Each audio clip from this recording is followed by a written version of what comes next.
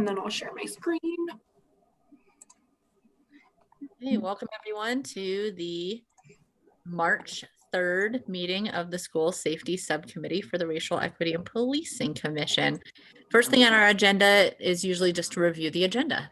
So that is what I will do. I can't quite see your screen yet, Lauren. It should come up. I just troubleshooted this problem and it did the same thing. I'm going to cancel my screen share and I'm going to try and share again. Let's see if it works this time. Can you see it now? Yes. Awesome. Can you see it still? I can. Okay. I can. Thank you, Lauren. Okay, so we have our officers. As you can see, the officers that have been assigned to the subcommittee are here with us, a couple of them, and I think we have a couple others who may join us. So we want to hear from them, hear what their interest is in this work, and hear a little bit about them, and we can introduce ourselves to them. And then we have Ashley Fletcher here from the Promising Youth Project. That Moises felt like would be a good time for her to jump in and share with us a little of the work that they're doing and how that dovetails with what we're doing. And then if we have time, I want to go through the draft criteria and goals. And there is one item from last week that I want to revisit in that item number 4. So Lauren, remind me that I said that when we get to number 4. And then we'll set our next meeting agenda. So we don't have a ton of things, but there's a lot of stuff in that short little agenda. So with our time being just an hour, I want to get started right away. So you can unshare that now, Lauren, so we can see each other's faces a little better. Oh, Rogelio's here now. And Lieutenant Zayas, great. Okay, so those of you who are able to show your screens, if you would do that just for introductions. I know that not everybody has that ability. I checked in with the officers ahead of this meeting just to kind of give them the background on what we've been doing and where we're at as a subcommittee, or at least most of them. I wasn't able to reach Officer Novoa as she was a late breaking addition. So but the others, just to get them caught up. And I know that some folks don't necessarily have a machine that supports video. So we won't take it personally if we can't see our faces, but we want to do some introductions. So I'm just going to go Brady Bunch style and go from my person who is in my upper leftmost corner is Detective Carlson. Did I get your rank correct? No, I'm just patrol officer. As I say, just a patrol officer, but.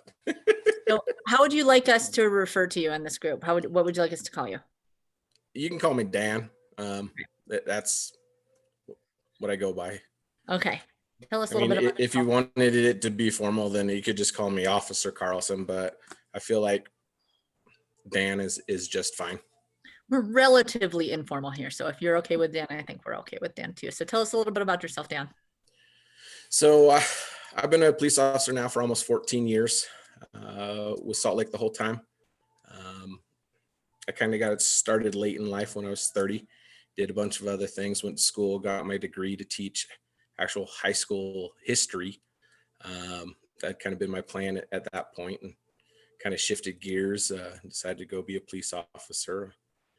For the last 2.5, almost 3 years now, I've been working in the Explorer program, which is the youth program for kids who are 14 to 20 years old. When they turn 21, they age out. For those that are interested in becoming a police officer or just learning more about what police officers do, or even just helping in the community, because our post does a lot of help in the community at events and stuff where the explorers can mingle with the other community members and kind of make some bridges, that we can start working with our community and helping out. Excellent. Thank you. I am next in my own personal lineup, so I'll just introduce myself again. I'm Siobhan Locke. I'm the facilitator of the group. For those who are new, my role is simply to make sure that we're moving forward and getting stuff done and staying within our hour and making sure that our conversations are productive. So that's my role here. And as I mentioned to the officers, I haven't seen this come out on email yet, but Dante issued kind of a little statement that just says mostly what we talked about in full commission last week, that this isn't necessarily what we're going to call a safe space, but it should be a productive space, that we are going to leave room for respectful differences of opinion and things like that. The one thing I will stop us short of is any sort of personal attacks, which I don't expect from this group, to be clear, but just that will be my role as the officers enter in if there's any of that to be done, which I highly doubt. So with that, I will pass to Nicole. Nicole, will you share a little intro of, and for the commissioners, definitely share, a little bit about your background and what brings you to this work.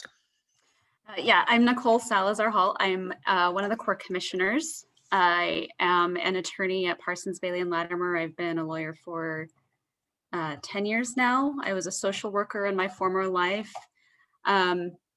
Youth advocacy is something that has been very near and dear to my heart for a lot of years, really going back to probably college when I did some homeless youth outreach and work with Covenant House in St. Louis. Of course, children of color, people of color, racial issues are always something that I've been very, very interested in. My dad was an old activist way back in the day when it was illegal to be brown in Salt Lake City. He did a lot of youth advocacy work as well with the agency that is now known as Centro de la Familia de Utah. Back then it was IHRD. So the public service spirit runs strong in my family. My brother's on the Salt Lake City school board, and he works at the Salt Lake City Library. You guys might know him actually. It's Nate Salazar. That's somehow gets some good cred with law enforcement whenever I mention my brother's name. A little embarrassing, but because I'm the older sister, not him. But this work has been something I've always been drawn to. I currently mentor a couple of young women of color who are looking to enter into law school, who are currently in law school, and are wanting to get into good paying positions. I was starting a mentorship program, a formal mentorship program before the pandemic hit, and we're going to get that restarted again for those young women of color to be able to have a resource, a larger community of women lawyers to be able to reach out to who they're comfortable with to get them into the good paying positions, the positions of power. So I'm very excited to work with you officers. So welcome. You can call me Nicole. I don't stand on any sort of ceremony, so just Nicole is fine. Thanks, Nicole. Detective Yoima, did I get the pronunciation right? First help us out on that. So it's pronounced Emma. Emma, okay. Like the girl's name Emma, just put "oo" in front of it. And so drop the Y.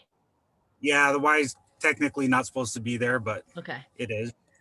You can call me George. It's a lot easier than my last name.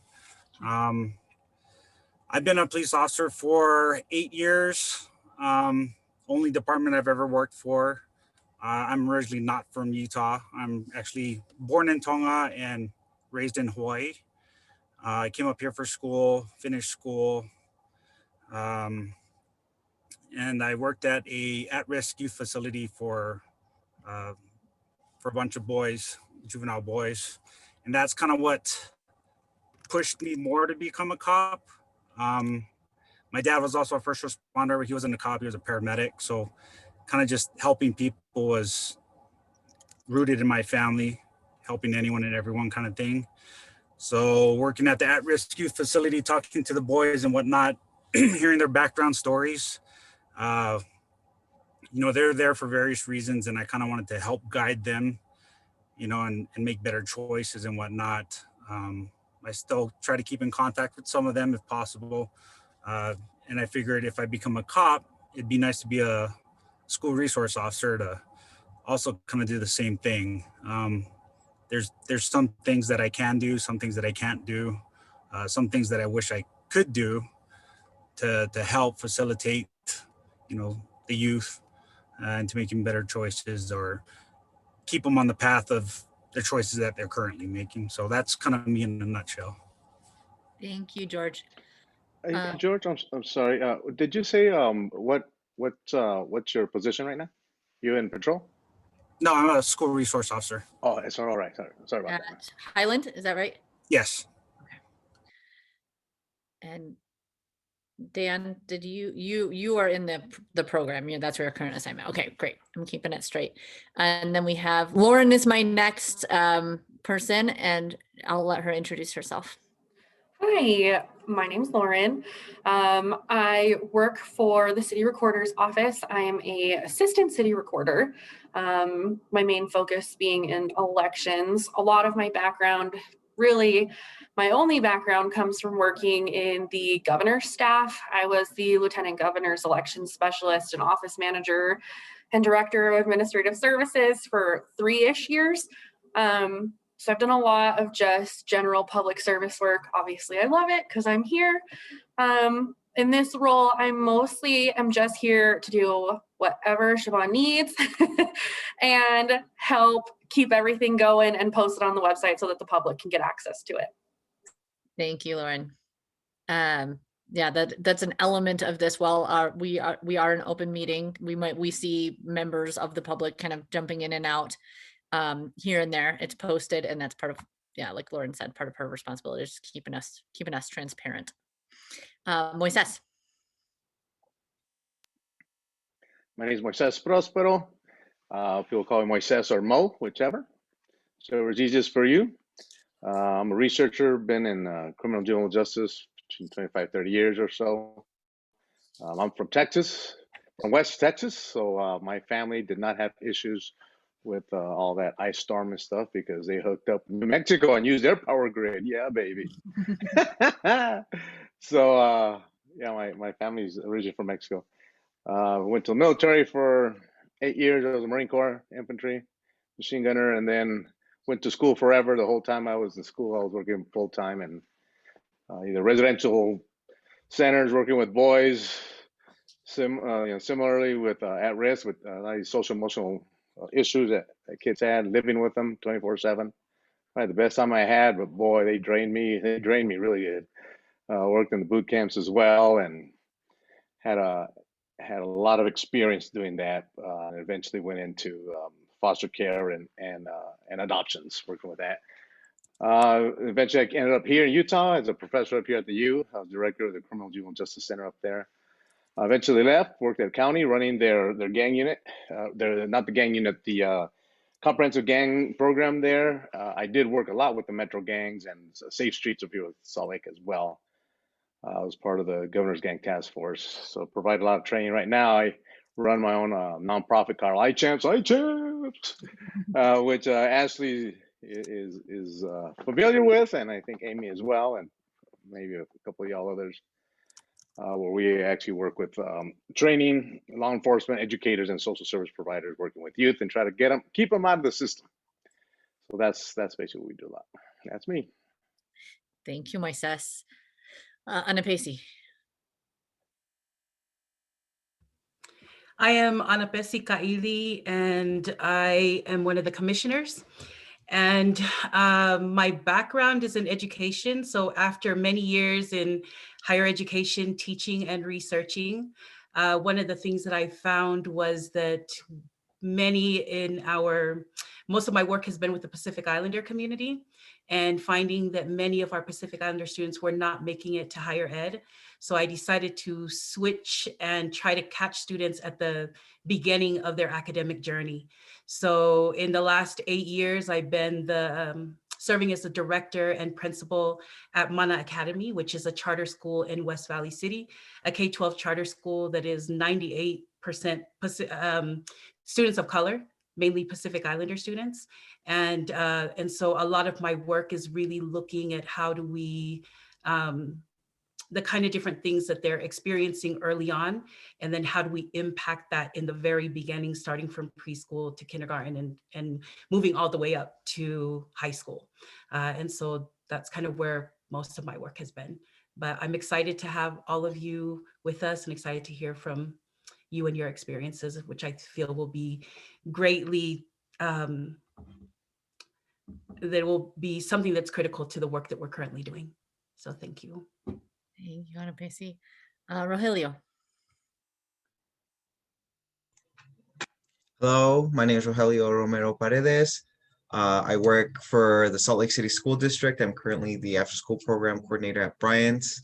But I also do work with Salt Lake City Peer Court, a restorative justice program aimed at keeping kids out of the school to prison pipeline or just out of the whole court system in general. And I plan to be working in Salt Lake most of my life. I have a deep passion for this. I think everyone has a right to a proper education and somewhere they feel safe. Yeah. Thank you, Rogelio. I appreciate that. Gosh, Come on, man. You got to brag more, man. You got to brag more, Rogelio. Come on, tell them what there's no a good guy you are. there's no penalty for brevity here. I'm just saying. No, man. Yeah, I evaluate his court, and he's one of the best guys, best advisors there, man. So kudos, brother. Even if you won't take credit for yourself, Mohelio, Moises will help you out. I appreciate that. I melded them. Okay, Detective Atkinson, who's called iPhone. Yeah. Right? Yeah, I'm on my iPhone. Can you guys hear me? Yes, we hear you great. All right. Yeah, I'm Detective Atkinson. I work for the Salt Lake City Police Department. I'm currently assigned as a school resource officer at West High School. So I've spent a lot of my career up north. I worked in Riverdale, spent a lot of time working in Roy as well. Started out my career at Davis County working in the juvenile court. Somewhere along the line, realized I probably missed my calling as a coach. And then I decided to try to get involved with some students just to kind of create a safe place for them and try to build back a relationship, because obviously it's strained, or else we wouldn't be having this conversation. So yeah, that's pretty much me in a nutshell. Hiding in my car right now. Do you want us to call you Detective Atkinson? Oh no, call me Chad, please. Chad. Okay. Lauren, are you named host right now on this call? Can you rename him? Yes. So just so if he's not on video, and Chad shared with me earlier that this is a time frame where he's shuffling kids, and I know a lot of us understand that. So we'll see him go in and out of video as needed to accommodate that. So we appreciate you being here. Lieutenant Zayas. Hello, I'm Lieutenant Yvette Zayas with the Salt Lake City Police Department. I have been in law enforcement for about 23 years. I celebrate 20 years at the city in September. And I've done a lot of things, but I hadn't attended one of these meetings yet, and my heart lies with the schools. I was an SRO at West High School for about 4 years, where I coached basketball, softball, and just was very active with the community. I actually was there, I think, for Amy's senior year. That kind of dates me. During my time at the city, I was also an advisor for the Explorers as well throughout my career. And I just believe there's a big importance with our youth and that relationship that we build with the police. Ideally, they are our future. So I just wanted to sit here and listen to what you guys are doing. And if I can be of help, I'd love to be, because I am in the chief's office. We did help try to gather these officers to assist with the committees. And if there are any issues, please feel free to reach out to me. And I am also available for pairing if somebody wanted to do that as well. Excellent. Thank you, Lieutenant. Do you want us to call you Lieutenant or Yvette? What's your preference? Oh, sorry. Call me Yvette. I tell that to the troops as well. That's my name. My mom gave me that name. That's what you call me. Okay. Thank you, Yvette. Sayas. Yes, and thank you for all of your work and getting the folks assigned to our subcommittee. Really appreciate the thought you put into that. Weston, jump on. I know you're here. Gosh, I'm just supposed to be a fly on the wall, but I will most certainly take the opportunity to thank everybody. I'm Weston Clark. I'm the Director of Community Outreach for Mayor Mendenhall. I pop in here when I can to listen to the conversation.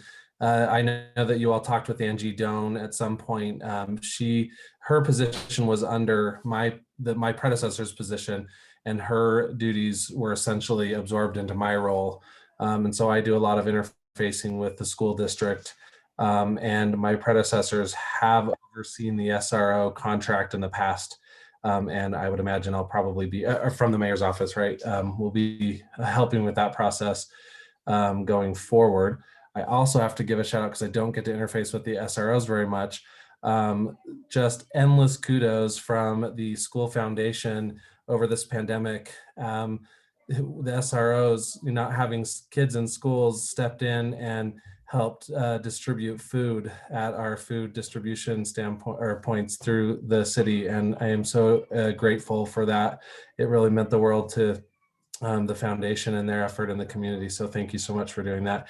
And thank you, commissioners, for all of the time and energy you are spending in this process. It's so valuable to me personally and to the mayor and to the city. So thank you so much. See, for a fly on the wall, you had a lot to share, Weston. Sorry. No, we appreciate that. And Weston will return in item number 4. So don't let me forget. Okay. Amy Navoa. Can you jump off mute and share with us, do an introduction? Are you there? Yeah, trying to work the camera.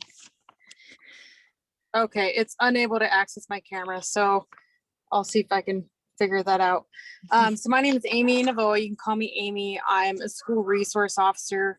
Chad's my partner over at West. However, I'm temporarily assigned to patrol. Chad's awesome, by the way. Missed you, Chad. So like I said, I'm assigned to patrol right now. I've only been on for about 5 years, and I'm a collateral advisor with our Explorer program. And I just recently got invited to this meeting, so I'm not sure what it's about, but I will try to stay engaged and participate if need be. And Amy, I was able to connect with your fellow officers beforehand, and I would love to chat with you offline, just give you the benefit of just kind of the background discussion I gave each of them. So we'll connect a later time, but thank you for being here. Dati, jump on. Are you there? Yeah, I'm here. Hi, my name is Dati. I'll probably see Officer Novella and Atkinson next year when I head back to school. I'm a junior at West High and the student board member for the Salt Lake City School District. And it's a privilege to be here and to meet with you as well. So thank you. Yes, Dati also sells herself short. She's pretty impressive. She's busy being interviewed by the TV all the time. And she's an active member of our community. She's awesome. So we appreciate you being here, Dati. Mater, I think you're next. Okay, hi everyone. My name is Mater, and I'm also a youth commissioner. I'm a senior at East High, but I'll be studying sustainable development at Columbia next fall. And I feel like I kind of got my introduction to this commission through like the environmentalism work that I did here in Salt Lake. I would volunteer a lot with the Sierra Club, and I feel like from there I kind of got interested into like the environmental justice side. And then once I got involved in that, it kind of brought me into this commission. So, yeah. Congratulations on being accepted to Columbia. I learned that yesterday when you presented to council, and that's really impressive. Well done. Thank you. Awesome. Oh, and we see Amy Novoa, and now she figured out her camera. There she is. And now with people going on and off camera, people are moving around my screen. We have someone named Lamar's iPhone, and I'm not sure who that is behind that name. Can you jump on and tell us? Yeah, Lamar Ewell, Deputy Chief, Salt Lake City Police Department. Thanks for inviting me and having me on this. This is my first meeting. I've been here, like I say, 39 years almost. I've all at Salt Lake City. One of my most memorable and favorite assignments on the department was actually SRO at Highland High School for 5 years. And I love the kids, just like you've all said. And, you know, it's not going to be too many years when they're going to all be sitting in our positions. And so, you know, here we are to do the best for them, what we can do. So there you go. And what would you like us to call you? Lamar's great. Okay, thank you, Lamar. All right, and last but certainly not least, I have Samantha. You're on the bottom of my grid today. Sorry, I'm having connectivity issues. My name is Samantha Eldridge. I'm a member of the Navajo Nation. I'm currently at the University of Utah working on my PhD in political science with a focus on Native girls in the juvenile justice system. My past experience is working with Native youth in K through 12 and creating collaboration and partnerships with the Navajo Nation. Thank you, Samantha. Well, hearing all of that, I learned a lot of new things about all of you that I didn't know before. So thank you for the thorough introductions. And I'm really happy to hear that all of these officers come with great experience, hopefully to bring some additional value to the recommendations that we're going to be able to put forth. So I'm feeling really good about the power we have in this room. There's lots of great minds that we can come together and come up with some great solutions. Any comments, questions for the officers before we jump to the next agenda item, which Ashley Fletcher has been so kind to sort of hang out and wait? Any other questions for now? Okay, well, thank you everyone for being here, and we'll have lots of other opportunities to talk. So with that, Moises, do you want to introduce Ashley since you brought her to us today? There are two people here that it's my fault that they're here. Amy, I'm the one that volunteered you. And Ashley, we've been talking for a while. So Ashley runs the Promising Youth Project that's in Salt Lake City PD. Ashley, I respect her a lot because she knows how to run best practice. Is very good at that whole process, from understanding what is best practice, what's going on in the world, at the same time being able to document, because if you don't document, it didn't happen. So she's really good in case management, all that good stuff. And she's been running alone for a while, and finally now has got some staff, some people that do some good work here. And I'll have her describe her program because I won't do it justice. But yeah, that's Ashley. Ashley, thank you for being here. Jump right in and tell us what you know. Give us an intro and go from there. Hi, I'm Ash. My pronouns are she, her, hers. I am currently, I have so many titles at the police department. I don't know what to call myself. Youth support specialist, gang prevention specialist, community program manager, whatever you want to call me. I come from experience. I have 2 bachelor's degrees from Westminster in psychology and justice studies. I did my work at the Salt Lake Valley Detention Center and just fell in love with the kids there. And so I just wanted to continue working with them. Once I graduated from my bachelor's degree, I went ahead and started working at Decker Lake Youth Facility, where I worked there for a few years and fell even more in love with the gang involved and affiliated youth there. And just respected them for who they were, how resilient they are, and the fact that they really are just survivors of intense trauma. And so I went back to, and I'm currently in my master's program at Westminster for mental health counseling, specializing in trauma and what it is to looking at perpetrators versus victims and survivors. But I run the Promising Youth Project at Salt Lake City Police Department right now. I've been running this program for a few years, and like Moises says, we've just finally got 5 more advocates underneath us. So what the Promising Youth Project is it's a gang violence and crime reduction program based in Salt Lake City. We currently have a contract with Salt Lake City School District where we are contracted with them to provide them with 4 advocates on site within their schools. We also secured a COPS grant that allowed us to hire on 3 more community support advocates. So we have 2 things going on, but we have during the academic year, we're case managing any youth that are referred by our SROs or by school admin or counselors or concerned family members. And we work with kids one-on-one for 15-week period where we use evidence-based practices and create curriculums to address their social emotional skills, their life skills, and their transition skills, so on and so forth. And we do this by utilizing the youth assessment screening instrument, which focuses on their risk, needs, and protective factors. And we focus on their 3 top priorities of their needs. And we build a case plan and treatment plan around that, utilizing our evidence-based curriculums. We use Botvin's, Paths, and the Phoenix curriculum. So an array of different curriculums that address different needs. And then we also have a summer program where we keep the kids out in the community Tuesday through Thursday.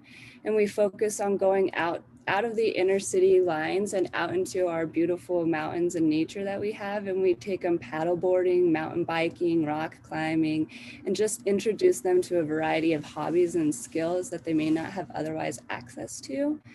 And we do all this at no charge. So it's no charge. We provide transportation and we also provide food. So I really tried to meet the needs of the community, and those were the needs expressed by the community.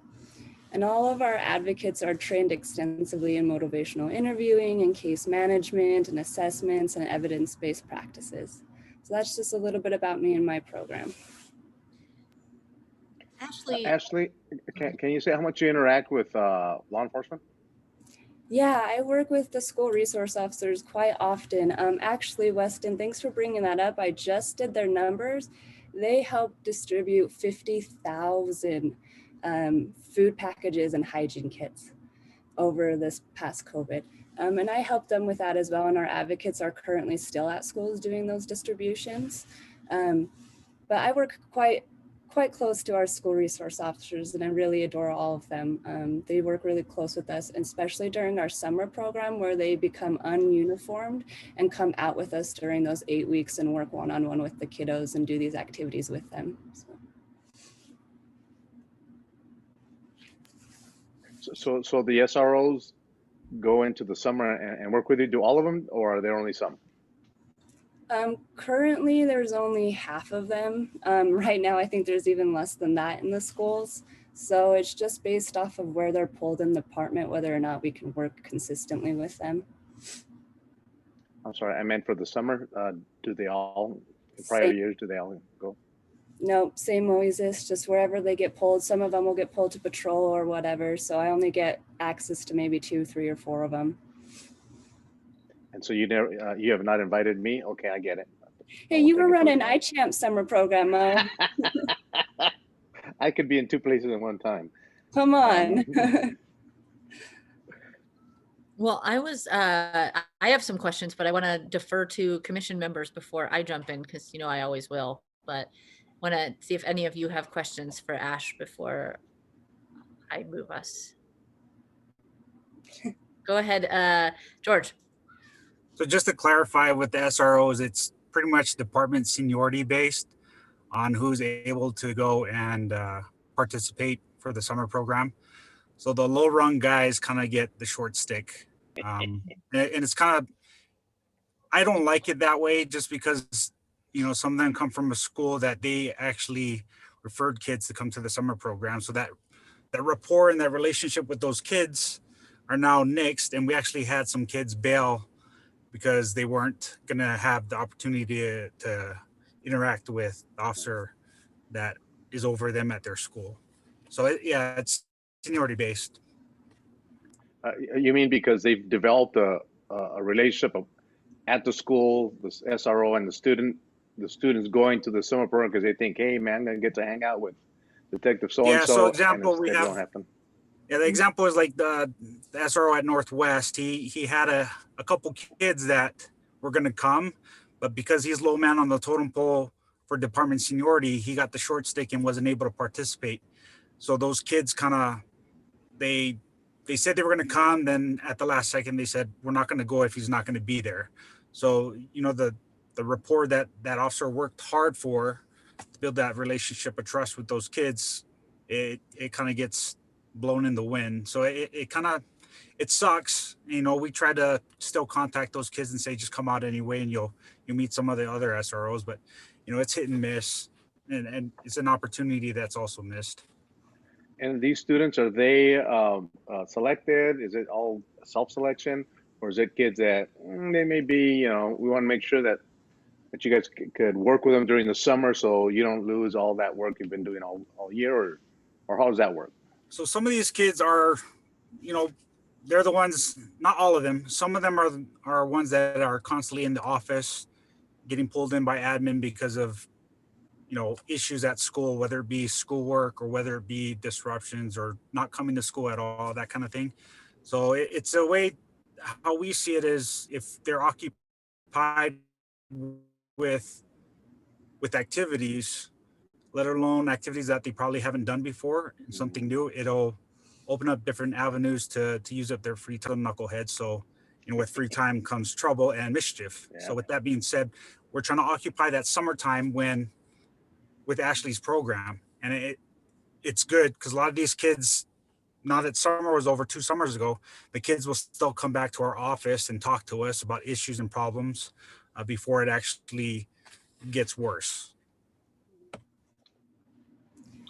George makes a good point also. Last year, we weren't able to have our 2 Spanish-speaking officers, and that also posed some barriers for us.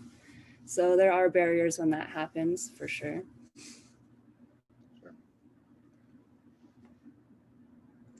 Anybody got questions? So students are referred to your program through the SROs? They can be. They're also referred through the school board or the counselors, peer corps. We get referrals really from anyone. Usually we do it on a first come, first base surface, first come, first base. But we try really hard to take the kiddos or the youth that have the highest risk. So those that have committed to it with school resource officers or who have committed it to like their school administration. Usually those kids who've committed to it, we try to take first before the other ones that just come in through applications. Sorry to have dropped there for a minute, guys. Apparently somebody was trying to steal my identity from Zoom and it like shut everything down. So I hope that none of you were having that same experience, but I got a lot of really scary pop-ups and everything started to just shut down. So now I've joined from my phone with just the kind of cellular. So Wow. anyway, I'm sure I hope I didn't miss anything too essential, but I know you. Yeah, they're just describing the how how the students become participants in the program. But I think Ana Pesi is the reason that you got all that weird stuff going on.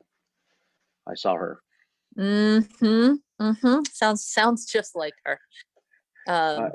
Any other questions? How long has this program been running?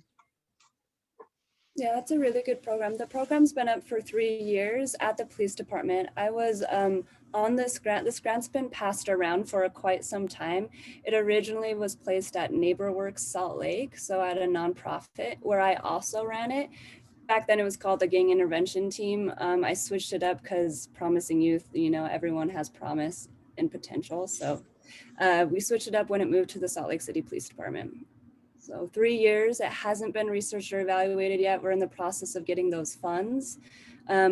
We're just struggling with some other barriers first.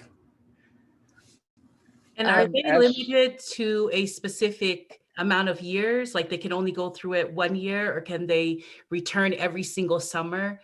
Or how does that work? It's a really good question too. They can return every single summer. Actually, we've had several youth do just that. And we also even have the ability to make them in a leadership position. So they're just called the youth leaders. And they help us identify potential places to volunteer or activities to go to. And then they kind of lead their own groups. So they get to develop those leadership skills as well. Excellent. I wonder, I mean, you are in a unique position of understanding the SRO program and understanding your own program and understanding the youth that probably are most at risk within those 2 systems. So that's one thing that we're grappling with is simply how to be, you know, how to craft our recommendations such that we are doing our very best to improve the outcome for children of color and help them to avoid the juvenile justice system and those types of things. So from where you sit, if you had to create a wish list of, gosh, I wish that subcommittee would recommend this. And I know that you work for the PD so that you're you know, technically our recommendations will come right back to influence the world in which you live. But I'm just curious, from where you sit, what, if you could change anything, what would you change? Ashley, before you answer that, could you please tell us, there's a lot of positives about working under PD, but can you tell us some of the limitations that you've encountered by working under the department? Yeah, there's actually quite a few, and I've definitely talked to Mo about them and the SROs about them. You know, George mentioned one, you know, the access to SROs is limited. So my ability to, you know, build that rapport and have that relationship with them is a bit unstable at times. And it's going to be unstable even more so with COVID and the fact that only half the team is around. And we just brought 5 advocates on who now don't have access to all of our SROs to learn about what they're doing, to learn the schools, you know, with them, and all of those things that they could be learning from one another between advocate and officer, not there. The other thing is, you know, I secured $300,000 in grants by myself with my grant writer. And we were able to hire on 7 part-time advocates. We only have 5 on, and we've been hiring for 6 months because the hiring process is hard. They go into people's houses to do background checks. Who wants to do that? Like, I wouldn't want to even do that. And I'm a white individual. So, you know, the process isn't fun. And we've had like some really great potential advocates who've had experiences in gangs or maybe with some substance use. And just because of that, they have an inability to be an advocate within the police department. And that stinks too, because that relationship, that rapport is built on that understanding and that connection between that past experience. So there's another one. The other one is again, like, I provided the funding, and all I asked for was cell phones and laptops for my advocates, and I got told no. And I had to go out of my way to figure that out as well. So you got funding to be able to get personnel, but the grants didn't have for equipment, and so you just requested, I don't know, $3,000-$4,000 or something like that, probably for some laptop, cell phones, and weren't able to get it. Is that what you're saying? Yep, I requested $5,000. It would have paid for cell phones and laptops for 3 years, and we're currently fighting for it right now. How about space? You guys got a lot of space there at the PSB? We have no desks anywhere. Come on, you can sit outside. It's not that bad a winter this year. How about if your youth had to see some get services from PD, like their mental health professionals, something like that? What would happen there? They have to come to the police department, which they don't want to do. So you're saying that kids that are maybe gang involved or at risk of it are not willing to go to a police department to get services? Exactly. Of course, right? That makes a lot of sense. And again, there's a lot of positives, and you guys have talked about it being under PD, but because they're under PD, to be able to get a job there is so hard because of the background, and we'll see that in the training as well, subcommittee. And even when they do pass it, it takes so long that oftentimes they're gone, right? They've already gotten another job somewhere else. Yeah, because it took 2 months to get someone through backgrounds. Yeah, and right now through COVID, man, jobs are needed really badly. I've talked to Tierlink as well as yourself and other Sergeant Tierlink. Just so y'all know, Sergeant Tierlink is the supervisor over the Promising Youth Project. So that's why I mentioned his name. One of the thoughts that we had, and this is part of best practice that I've looked at, is having, what if your group would be under the city instead of under PD? Is that something that would be helpful to you if we recommended something like that? Yeah, it's something I've been advocating for since like 2 years ago. I've been pressing that ever since we've been trying to hire on advocates. Mm-hmm. What are some of the challenges to doing that? What are some of the roadblocks that people run into in making that shift? You know, the chain of command at the police department is kind of hard to communicate with. You have so many people to go through that often by the time it reaches the captain, it just doesn't go any much higher. So the answers that I get are just, no, that's not a possibility, with no reasoning behind it.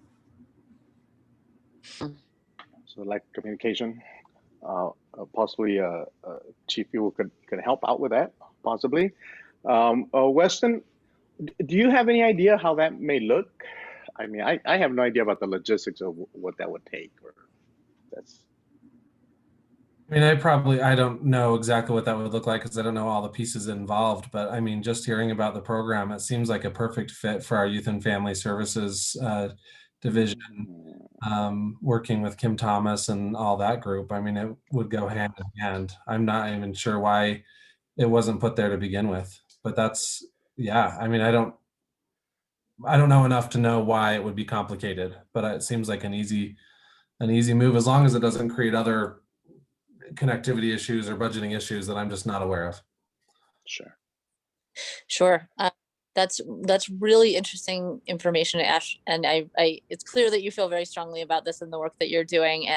And we are now, our conversation has evolved of late to be thinking about these wraparound services and these things, these areas where outcomes can be improved outside of, you know, law enforcement, traditional law enforcement, and other types of programs. So one more piece of information I'll ask you for before we move to the next thing, because our time is getting smaller, but is there, because I think, what was the other program we heard from Moises that was more statewide?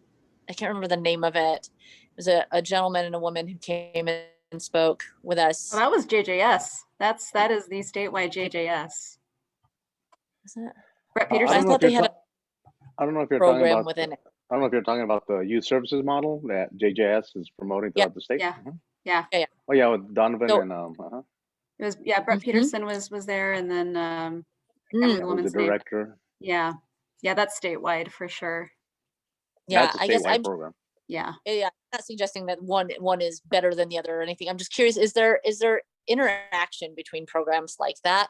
Do you all have the opportunity to talk with one another who are providing, you know, not same services, but similar in goal type programs? Is there interaction? Is there any network between those programs? If our youth become adjudicated, which we hope that they really don't, that's our hopes of being this program, is that they don't ever go down that path. But if they become adjudicated, yes, I do work with the JJS system pretty well. Like I said, I used to work at Decker Lake within JJS, so I'm very familiar with a lot of case managers and the systems there. So Sure. Well, thank you, Ash, for giving this introduction. Other questions for Ash? We do have a couple more things we have to cover before the 5 o'clock end time, so I have to move us a little bit, but I don't want to deprive anyone of an opportunity to ask Ash a question. But Ashley, would you still want to have, even if PYP went to city, would you still want to have that interactions with law enforcement, SROs, or whoever patrol, and still have that interaction, or is that something, you know? no, okay I if it's definitely, lost? yeah, it's a good question, Mo. No, I would say that I would definitely want that interaction. I would definitely make sure that I kept that communications with them as well, because they're a pivotal part. If we're going to have police officers in America, which, you know, has been a thing forever, we need to figure out ways to get them into the community where they can be perceived as not a threat and really not be a threat. So thank you. Excellent. Just Thank one you. last quick question. So as you were talking about just some of the challenges that you see, do you see it more of a budget issue, or is it an issue of not valuing this actual program? I'm going to say both, but I'll probably say that the biggest one is not valuing the program at the higher ups, because the school resource officers do, but the higher ups not so much, and then a budgeting issue. Okay, got it. Thank you. Okay, well, we could spend a lot of time talking to you, Ash, and so I appreciate you being here, and please hang out. We have 9 more minutes. Hang out and listen, and we may ask you to return at some point to talk with us more. But thank you. Really quick, I had forgotten to put this on the agenda, so I'm going to kind of wedge it in right here, because in the full commission meeting, if you all recall, we talked about the Mayor's Peace Pact. And I asked Lauren to send this back to all of you. I can't see any of my messages right now. So did you all get the link again? just in case I wanted to have it top of your inbox, can we take a quick moment to A, discuss it if needed, or B, if we are all in favor, we can just jump right into kind of a informal straw poll type vote, because that's what we're asked to do in the full commission. Is if each of the subcommittees could take a vote on that, we'll pass that over to Dante. He'll add them all up and see if it passes. So any questions or comments about that piece pack before we move on it? I haven't even seen it, so if we could just go over it really quickly, that'd benefit me greatly. Okay. Is it possible to put it on the screen, Lauren? Lauren, can you click on that main link and bring it up for everyone? Yeah, as I brought up during the full commission, for me in concept, I definitely am supportive of it. There are some parts there that it's gonna, there's the devil's in the details, right? So there'll be some details, but I think Salt Lake City can then do their own adjustments locally to address it, and a lot of it will come through us as well, and PD and Union and everybody else. So again, in general, I think conceptually I could really see that we could benefit from it. Can you guys all see it? Yes. Yeah, no, I agree with Moises. I think it's I think it'll be good. Of course, some of it will not apply to us because, like I said, the EA is advocate for federal policy changes. It's not quite in our purview, but I think it's a really good starting point. So I'm absolutely in favor of it. Anyone else have a point of conversation? Yes, it was brought forth by Dante and sent to the mayor and said, this is what some other mayors are getting involved in. It's a network of mayors who are focused on this same issue. I don't claim to be an expert on it, but what I do appreciate is the mayor came to the commission to ask for our opinion and our thoughts on this before deciding to participate or not participate. So to me, this represents a moment of just collaboration between the administration and the commission to make sure that she wants our sort of thoughts and blessing on this. So would anybody want to voice any kind of concerns or anti thoughts before? So I hear Moises is a pro, Nicole is pro, others? I will say that I disagree with a lot of things. I'm just skimming through it. I don't feel comfortable voicing it here while it's being recorded in front of a bunch of people I don't know, but I will say that I do disagree with a lot that's listed under this piece pact. Okay. Well, you and I can talk offline. I think we can, who else is on as a commissioner? We have Samantha. Do you have a thought, yay or nay at this point?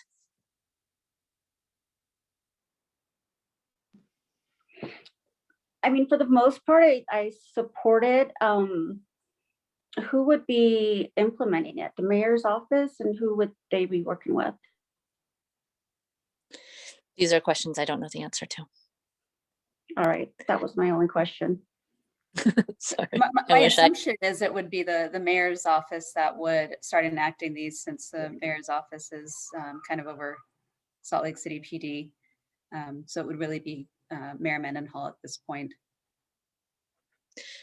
Rogelio, do you have thoughts, pro or con?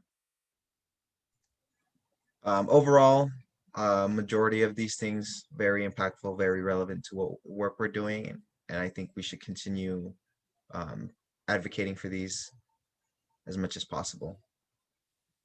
Okay. And, and modifying, I guess, to what we need here specifically. Then, sorry, I'm having to operate on my phone, so I can't see everyone all at once. Dati, do you have any thoughts? I would actually echo exactly what Rogelio said. I think that I agree with you, Siobhan, that this is a really great starting place to work in collaboration with Mayor Mendenhall. I think that was a really great way to kind of bridge our committee. and her office together. And so I'm really excited about that. I do think that I don't really see something harmful that could come out of this pact. If anything, it's going to help solidify the measurement basis that we're looking for, or what we're looking towards achieving. And I think that it could apply to the committee as well, and we could use it to form it in the most robust way possible to help serve our community. So I think that the pact is a great way to go. Thank you. Mother, thoughts? My Zoom is having problems right now, so I can't see the screen, and I didn't get to learn about the peace pact yet. So Okay. I'll let you know once my internet. Would you mind, offline? And then and did I miss any commissioners? I'm having to shift between my screens, so it's really hard for me to see everyone all at once in this kind of limping along Zoom that I'm doing. So if I did miss a commissioner, speak up. And Officer Navoa, Amy, I will give you a call offline, because I think what would be good is, while our officers are not voting members, their voices are very much valued here. So if there's an element that we should sort of just be mindful of, I would like to forward that along with the votes of our commissioners, if that's okay with the commission, just to sort of record that, hey, there was this a concern brought up about X, so that we can make sure that that's fully looked at before anything's signed on the dotted line type thing, if that's all right with the commission, to pass that along with our votes. So Yeah, unless just, anyone, I would really, although of course I respect that, I would really love if we could hear the thoughts, because we are not police officers, and therefore there may be things that are totally invisible to us. And to hear those concerns for me, because I've heard them from other officers from other things, and it opens my eyes, and I go, oh man, I never thought of that. Or, oh, the way it's written, that's how you're reading it, that's not how it was meant. So then let's change the language, stuff like that. So I would like for y'all to feel as comfortable as possible, of course, to say why you don't feel comfortable. It's not just about this peace pact, but other things, so we can have that conversation and we could have a better understanding of that perspective, of a police officer views.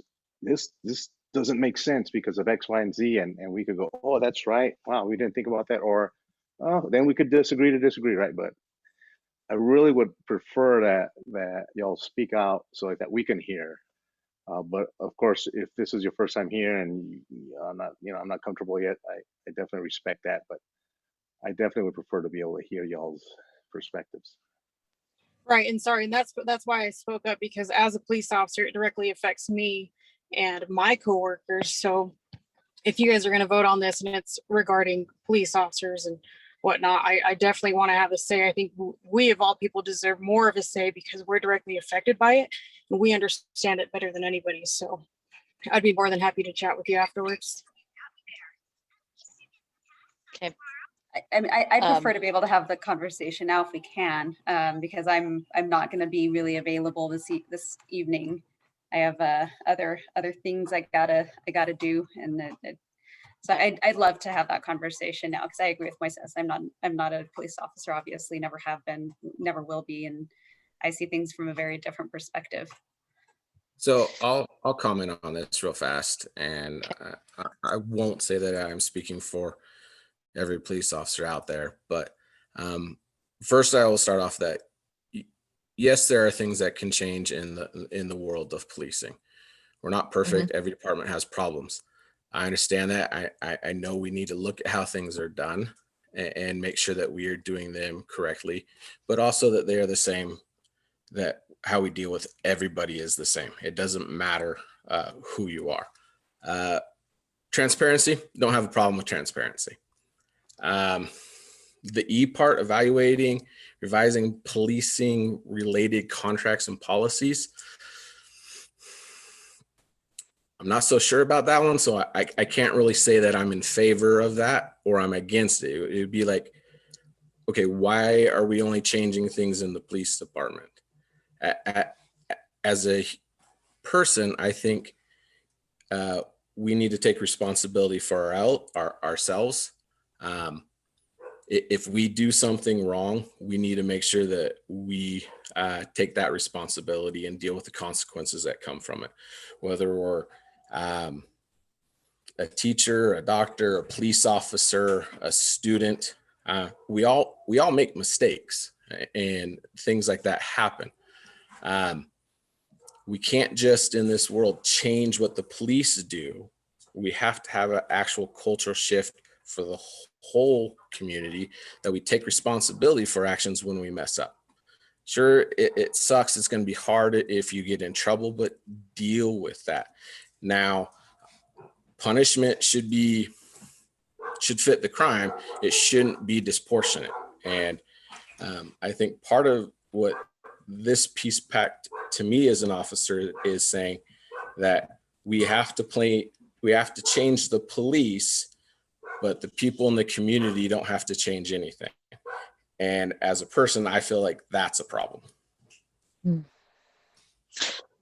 So can you help me to understand what you see is the potential negative outcome of implementing that? It sounds like what I'm hearing you say is the accountability bit could become disproportionate to the mistakes that people are making. Is that the worry of entering? In reading this, what I think it focuses on is the world of policing as a whole has been wrong in a bunch of stuff that they've done, so we need to change that. Whereas I don't think as a whole it is wrong. I feel that there are problems that need to be fixed, and those people need to take accountability for those issues and deal with the consequences that come from that. It just seems that it focuses that the only person that has to change are the police. That the community members don't have to take accountability for their actions and the things that they do if they do something wrong. No, I don't. So think Moises, Yvette has. So go ahead, sorry. Moises. Yeah. Sorry, I was waiting for Dan to be done. I actually got to review a little bit of the Peace Pact, and further on the website, it actually goes into detail with little snippets of what, each acronym stands for. And reviewing it, Salt Lake City Police Department actually does a lot of these things already, but we're not the type of agency that pats ourselves on the back. And so people don't realize that we have, the biggest thing has been transparency since last year for our agency, and we've already evaluated some of our policies and actually have changed them, listening to the community outcries, listening to what the mayor has, suggested. And then the robust community engagement, we have a community outreach program that is very active. I just sat in an hour-and-a-half meeting today talking about all the events that we're hoping can go back to being, in process again because of COVID. And then with the budgets and that reflect community values, we're going through that right now with them holding our budget, and we have the matrix department that's going to do, tell us what we get. So in all, we already are participating in this without the label, and so that's what you have to think about is, do we need this label on Salt Lake City Police Department when we already do these things? And I think that's what's hard for a lot of our officers, is because we know what we're doing, and we've been doing them for years. And so when it comes out, it's like, well, you were doing something wrong, when really, we really should be applauded because we are ahead of the game. And everybody's going to be following us because we are the leaders in Utah and nationwide on the actions that we've already taken, but people just don't know that. So that's my take on the Peace Pact. I will say that the acronym portion is the only part that I've been able to see. I tried to bring it up on my phone and it was sent to me and it just froze. So this is the first that I've seen of it. I completely trust Yvette. If she's gone through and read a little more into those and that's what it's talking about, then yes, we do a lot of those things. But just for me, looking at the acronyms without the rest of the information made me go, well, okay, again, why are we the only things that need to change? Granted, if there's problems, yes, that needs to be fixed. But just as a person, not as a police officer, as I just look at things that go on, it just seems like a lot of people don't want to take responsibility because they're scared of those consequences. And I get it. We're human. If we do something wrong, nobody wants to be in trouble. But I feel a lot of times is when we take responsibility for those actions, that's when we grow and that's when we become better people and can move forward. No, that makes a lot of sense. And I completely see how law enforcement feels very singled out in all of this. I absolutely understand that. I don't envy law enforcement officers right now at all. I'm used to being hated. I forgot to mention I'm a family law attorney, so I'm used to being hated. I divorce people every day, and I'm always the enemy. So I'm kind of used to always having the finger pointed at me and that horrible person. So I've gotten used to it. I have a super thick skin, but I know I've worked with law enforcement quite a bit as a caseworker, as an attorney, both in the criminal side, civil side. You guys don't have an easy job. And I'm sure I'm not speaking for the larger public here, of course. Certainly there are going to be people who believe that you guys are the source of all problems. I don't know that that is true for the larger population of people.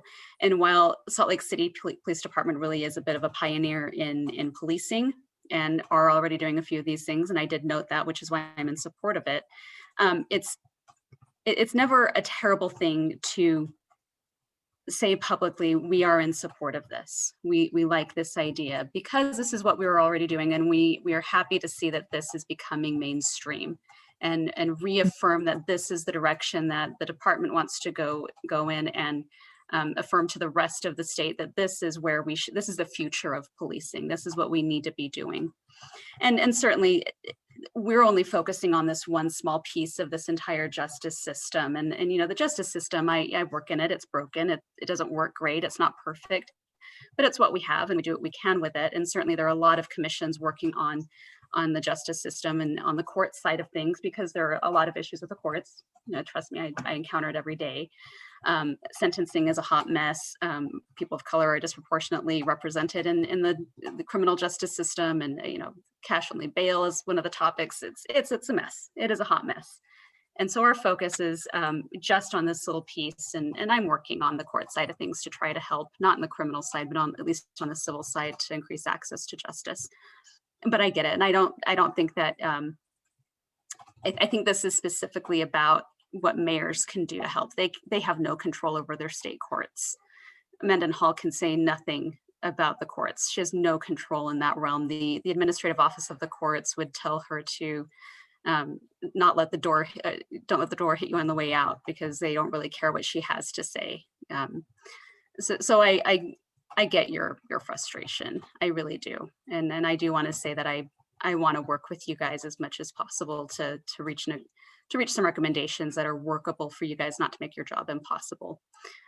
But I get it. Read through it. I think Lieutenant Zayas, I think Yvette, you're dead on, that this is what is already being done, but I think having the label is helpful. I go ahead, Moises. I'm just saying that you guys could brag about being a community-centered policing department. Hey, we do it. And look, boom, boom, boom, it's documented, right? If it's not documented, you're not doing it. It's documented. And is there some tweaking? Yes. And you know what? School needs to be reformed too, right? And the justice system and our neighborhoods, faith-based organizations, we all have to, we're just working on that piece of the pie. And so a lot of times when we work with law enforcement, we're just like, just remember, you got this piece of the pie. That's what we're working on this, but everybody else has to do their job too. And if somebody does break the law, there's accountability. We're not saying they should not be accountable. Definitely not saying that. But you guys already do a lot of this stuff. And just like Saya said, man, hey, this is what you guys are doing already. Let's check it off and say, yep, this is what we do. And there's going to be improvements coming along too. So that's kind of the way I see it.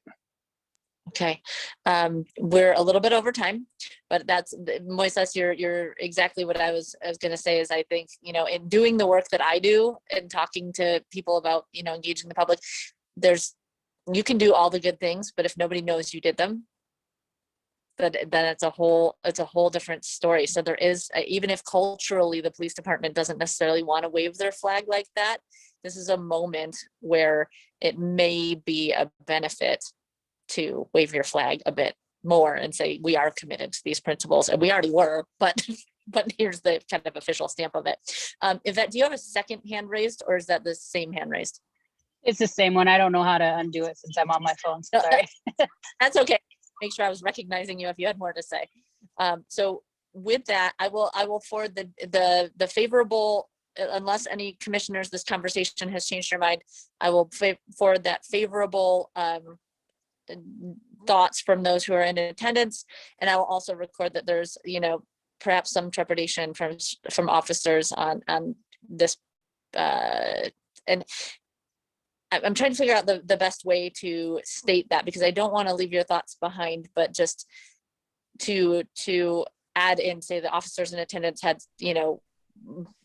were, feel like they already do this, but then what's the caveat you want me to add? Go ahead, Dan. I was just saying, like I said, just in seeing the acronyms right here, like not being able to open it and see what it was about. This is just what I was going off on. But with what with what Yvette said about this and getting a little more in depth, yeah, if we do this is good. I have no problem with people knowing that we do this and that we're okay. Whatever you want to name it or call it, if it's something we already do, then that's fine. And we can say, hey, we do this. We might modify a little bit of it as we move forward to make sure that, we're definitely fitting in to what, our community wants and think along those lines. So, I mean, my trepidation or what you were saying has been alleviated by what Yvette, made those comments about. Okay. Well, I will record that way and forward it to, and you'll all see what I send along. And so do feel free to correct me if I mischaracterize anything. With that, I think we may have to defer the discussion item number 4 until our next meeting, because I know there's several of you that move on to our training subcommittee, and I don't want to prevent you from attending that. The one thing I may send between meetings, you all received, or those of you who are on our regular meeting distribution list, I'm not sure if all the officers have been added to that distribution list yet. I think they were, but we were talking about Angie Doan's previous position, and one of our draft recommendations was to have a full-time employee in the mayor's office dedicated to equity and education. And there's currently an equity position being advertised. Weston just clarified that he also absorbed some of those responsibilities that Angie had. And so I would encourage you to do your homework between meetings, read through that previous job description, and I'll send out the current job description that's out there. I know the equity officer. Weston, is there anything you want to add about that without, taking us too far over time? Anything you want to add for consideration between meetings? We'll have a more robust conversation on it next time. Henry, I'm on a meeting right now. Sorry, we all have children. Yes. Okay. I would just say, obviously I want your recommendations to be as successful as possible. And I think in thinking about how a person from the city's office would interface with the school district is a little complicated, only from, we don't have oversight, right? They're their own political entity with their own political body, and we don't have a lot of oversight. And I think that I wasn't involved in the decision to remove the position that Angie had, but I think some of it was, you go to a lot of meetings, you participate in a lot of spaces, but in the end, you don't have a lot of say. And I think that's where that decision may have come from. Not to say that it's not a good idea, of course, do whatever you want to do, but maybe just think through what you would envision that position doing to affect change in the school realm. There's a lot there. I learned that there's a lot there that I've absorbed. So there certainly is a lot that can be interfaced with, but any more detail and insight from your perspective, I think would be helpful in advocating for the development of that position. Thanks for that distinction. I think it really will help us to craft a more thoughtful version of that recommendation to make sure it's as effective as possible. So with that comment, and then I'll send the previous position and the current position so we can think about exactly how we might formulate that recommendation to be as effective as possible. So that's a little bit of homework in between meetings. And with that, I may bring us to a close today. Watch for what, no, Moises says no. Are we going to do anything about recommending for PYP? Are we going to talk about that, doing something formal? I don't know another what homework? UIP. Why don't I know what that is? Promising Youth Project? Yes. I think that we, I have, yes, I think we will. Do we want to create a draft recommendation today? Some action today on that? It's up to you, Moises, if you want to, if everyone has a little additional time to lend, I'm happy to stay. I always like to be respectful of those who are trying to go to the next one, but do we want to have a discussion about Promising Youth Project today, or what's your thought, Moises? I would be willing to stay. I don't like those people at training anyway, so. And Dante is too bossy, so I'm fine with staying here. Not bossy enough? All right, I'm gonna work on that. Okay, so how is everyone else feeling? Again, I'm on a phone, so I can't see general, like, is everyone okay to stay in a few extra minutes to discuss that, or do we want to? I can stay a few extra minutes. I think that's important. I'm unable to stay, but I can review anything over email. Okay, perhaps we can put together a couple of draft thoughts for your consideration, and I'll send them out by email for those who have to depart. Okay, so go for it, Moises. You asked for the time. I say let's think through. So it sounds like, I mean, what I heard from Ash about what would be most useful is perhaps some resources and office space, and perhaps that might come if her office was able to be rehoused in a city format as opposed to the PD format. That's just what I heard from what she shared. Moises, what would you add to that, or Ash, or whomever? I give that to Ash. Yeah, that would be my recommendations as program manager, is that it would be a better fit outside of the police department at this time, but still working collaboratively with the school resource officers. Other points, I would encourage anyone to speak up and ask questions, or think about how we can formulate a recommendation that would be most useful and speaks to our goals as a subcommittee. Yes, so this program, the way I understand it, Ash, is that it primarily affects children of color who have been either gang involved or at risk of involvement. Yeah, so they could be in a domestic violence relationship or crimes, whatever. Mm-hmm. Okay, so and the whole goal is to keep kids from being adjudicated, becoming involved in the juvenile justice system and juvenile justice services, right? Providing them with resources as well. Mm-hmm. And you've also obtained your own funding for your youth advocates and for yourself. So really what you need and what you would need is office space, correct? Mm-hmm. You would ideally like to have maybe $5,000 for laptops and phones, correct?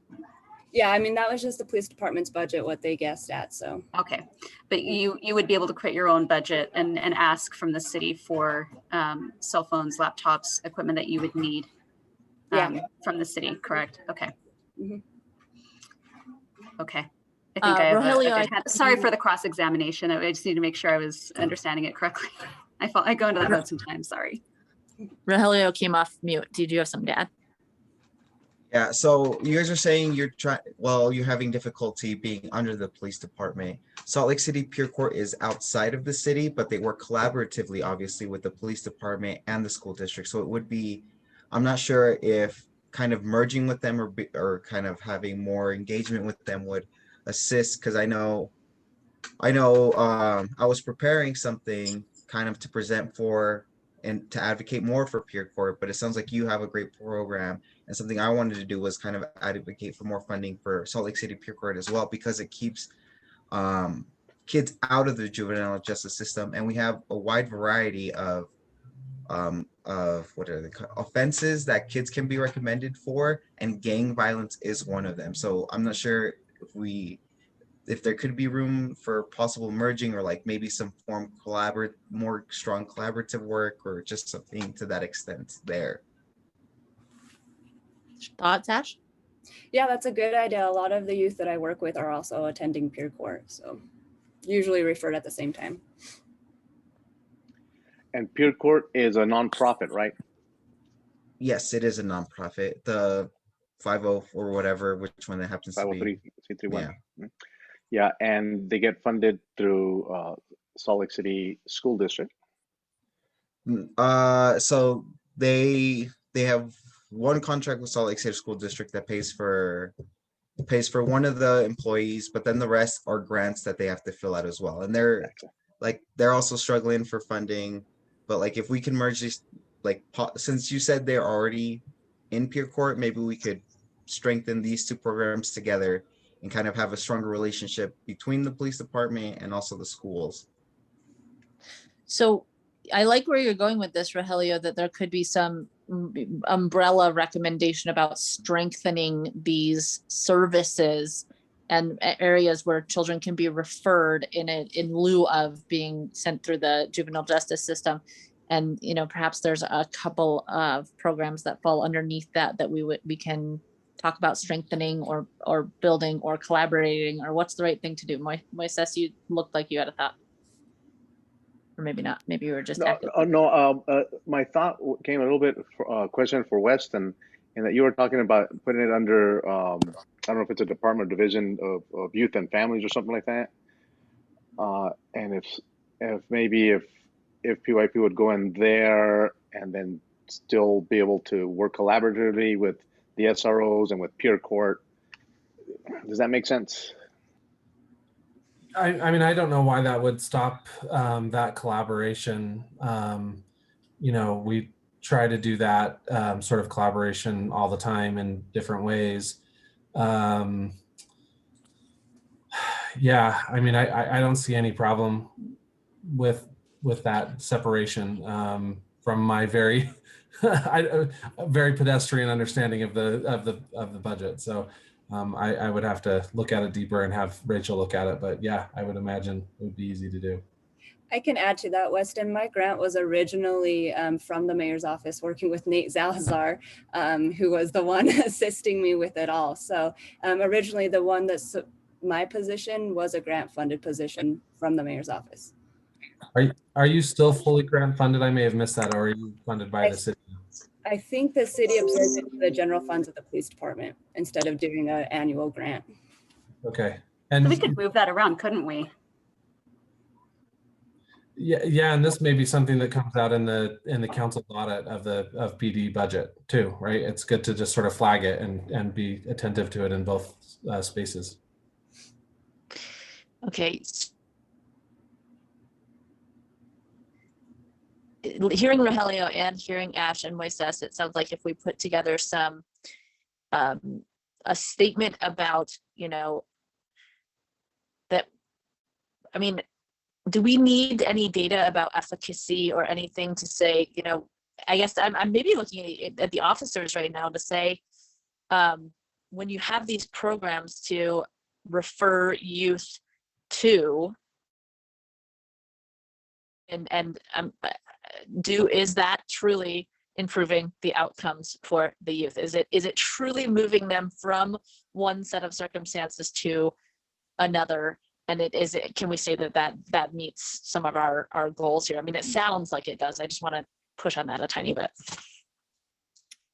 Could I just say something real quick? I'm going to be kind of greedy, if you will.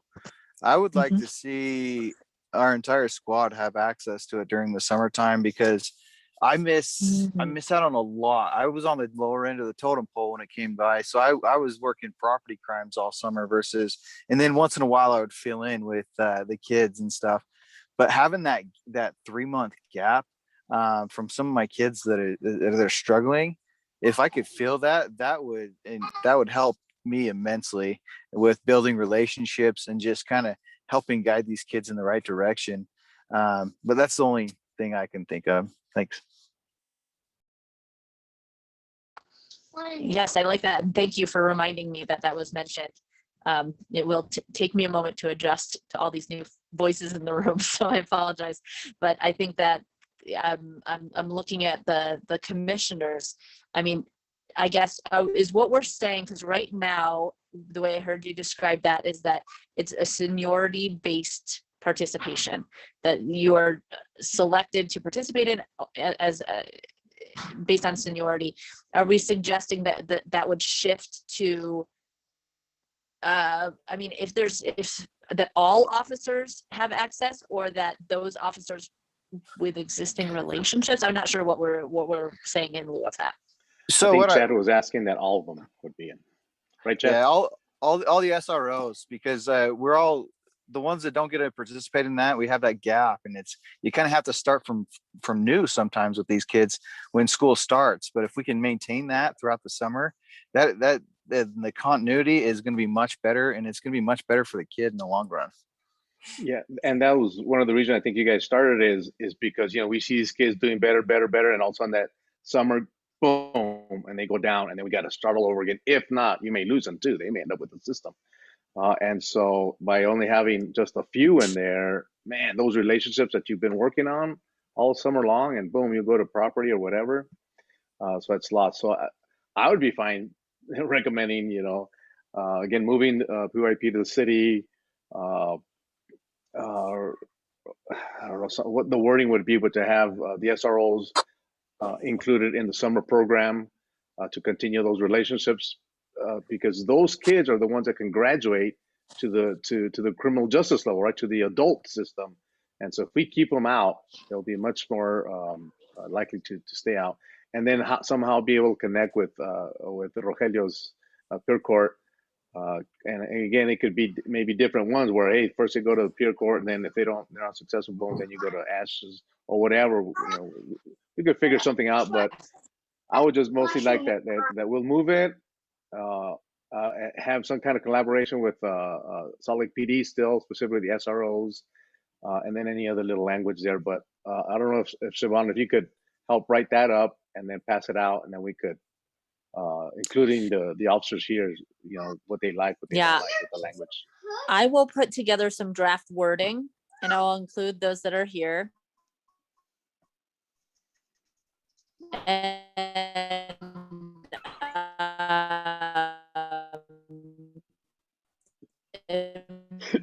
I'm sorry, Siobhan, but you're freezing, and it's so funny, and I love laughing at people. So it sounds like a really bad techno song.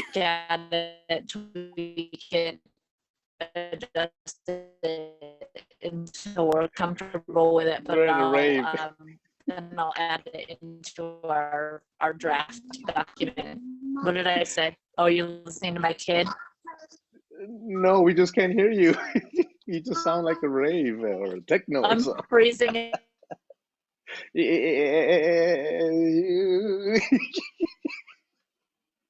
Sorry. Hey, don't be laughing at her. God, you guys are so mean.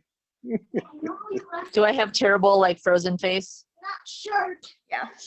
Awesome. And we're laughing with you, not at you. No, yes, it's happened. So I will, with that, I will write it up. I will distribute it, and I will also write up the Peace Pact outcome of that discussion and send that out. And then we'll just defer the item number 4 till our next meeting. Lauren, is our next meeting next week? I feel like we had 2 subcommittees in a row. We don't? No, I think it's, well, It's actually, full. let me get on there and look. On my calendar next week, we have a full committee. I think next week is the full. Okay, thank you for backing me up on that. I can't look at anything else, much less stop freezing with a ridiculous face. So that's all I can bring you all today. Are we in an okay ending point with those as action items for between our meetings? Yes, in English. Okay, with that, thank you to the officers who are joining us, and please enjoy my techno as much as everyone else. We're so glad to have you and your voices here. It's already lending a lot of value, so thank you, and Sure thank you to has. Weston, and thank you, Ash, for being here. I Yes. appreciate you, and we will continue our journey after today. Thank you, everyone, and thank you for being patient with my tech problems today. All right. Thanks, Well, everyone. have a good week. Have a good night. Bye. Dos vidania.